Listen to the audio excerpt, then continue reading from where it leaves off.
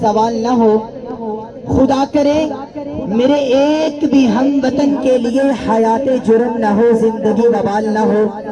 جج صاحبان اور پاکستانی مستقبل کے روشن ستاروں، عرب کی گرمی،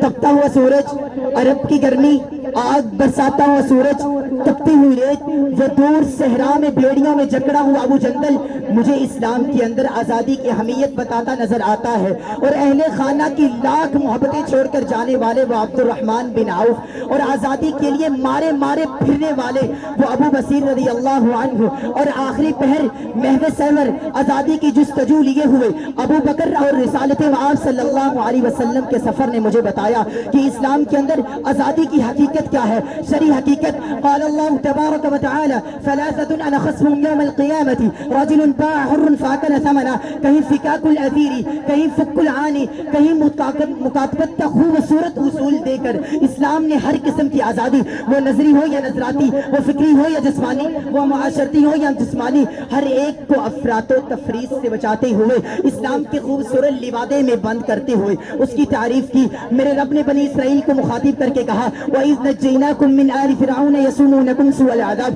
يُذَبِّحُونَ أَبْنَاءَكُمْ وَيَسْتَحْيُونَ نِسَاءَكُمْ، یہ تو بہت بڑی نعمت تھی۔ وَتِلْكَ نِعْمَةٌ تَمُنُّهَا عَلَيَّ أَنْ نَبَّتَّ بَنِي إِسْرَائِيلَ، ذرا گہرائی میں جا کر دیکھیے وَمَا خَلَقْتُ الْجِنَّ وَالْإِنسَ إِلَّا لِيَعْبُدُونَ لَا إِكْرَاهَ فِي الدِّينِ قَدْ تَبَيَّنَ الرُّشْدُ مِنَ الْغَيِّ، ابھی بھی نہیں سمجھے تو پڑھیے مَنْ كَفَرَ بِاللَّهِ مِنْ بَعْدِ إِيمَانِهِ إِلَّا مَنْ أُكْرِهَ وَقَلْبُهُ مُطْمَئِنٌ بِالْإِيمَانِ۔ سہیب بن سنان سے پوچھئے،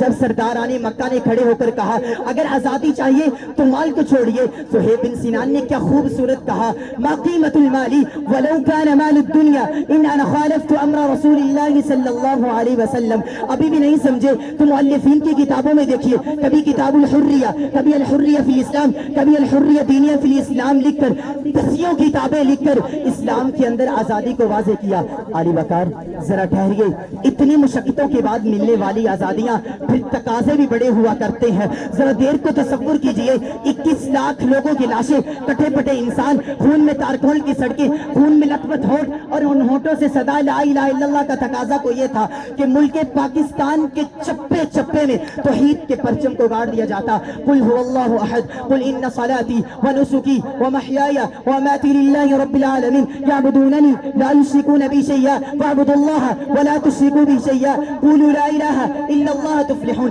آزادی کا تقاضا تو یہ تھا کہ الذین ان مکناہم فی الارض اقاموا الصلاۃ، پہ ایسا عمل کیا جاتا۔ آج بھی کوئی ہندا کی طرح اٹھ کر کہتا میں نے آج تک ایسی عبادت نہیں دیکھی، کوئی تو ہوتا جو سعد بن وقاص کی طرح اشاعت دین کے لیے سمندر پہ گھوڑے چڑھانے والا ہوتا۔ آزادی کا تقاضا تو یہ تھا کہ ہم نے یہ ملک مدینہ کی طرح لا الہ الا اللہ کی بنیاد پر لیا تھا، پھر مدینہ جیسا دستور کیوں نہیں آیا، پھر مدینہ جیسا منشور کیوں نہیں آیا، پھر مدینہ جیسے اعمال کیوں نہیں آئے، پھر مواخات مدینہ کی طرح مواخات پاکستان کیوں نہیں قائم کر سکے۔ علی وقار اور جج صاحبان، جب میں ملک پاکستان کے اندر قصور میں درندگی کا نشانہ بننے والی اس زینب کی چیخوں کو سنتا ہوں، اور سپریم کورٹ سے چپک کر انصاف کی بھیک مانگنے والی اس ماں کی آہوں کو سنتا ہوں، اور آرمی پبلک سکول کے بچوں کی کتابیں خون میں دلدلتی ہوئی دیکھتا ہوں، تو اس پر میری زبان سے یہ بے خساستہ الفاظ نکلتے ہیں کیا اس لیے تقدیر نے چنوائے تھے تن کے، کیا اس لیے تقدیر نے چنوائے تھے تن کے کہ بن جائے نشیمن تو کوئی آگ لگا دے۔